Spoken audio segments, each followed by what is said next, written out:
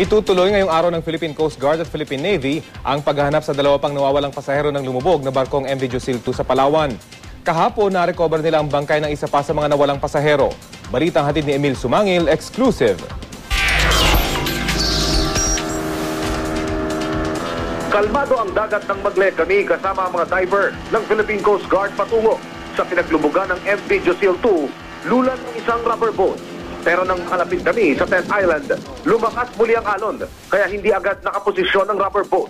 Kinailangan pa lumayo ng ilang metro ang rubber boat mula sa isla para sa isasagawang pagsisid ng mga diver. Kalahating oras man sa ilalim ng dagat ng Coast Guard, di ko pa rin silang makita ang tatupang nawawalang pasahero. Pero namataan naman nila ang katawan ng lumubog na MV Josil 2 na nasa 50 metro raw ang lalim. Kulang-kulang na ang bahagi nito at hindi rin namataan ang makina. Ayon sa Coast Guard, malaking tulong ito sa investigasyon, lalo sa pagtukoy kung saan dumaan at bumangga ang MV Josil 2 bago tuluyang pasukin ng tubig at tumagilid. Natagpo naman natin siya, pero agad-agad din tumigil tayo dahil malakas ang alon, malakas ang hangin. So malakas din ang kuryente sa ilalim. So para sa safety ng ating mga tauhan, medyo muna po tayo, tumigil muna po tayo.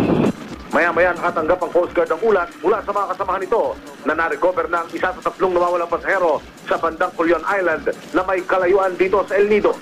Nakilala si Julito Buenafe dahil sa kanyang driver's license. Tutuloy ng Coast Guard at Navy ang paghahanap sa 2 nawawalang pasahero.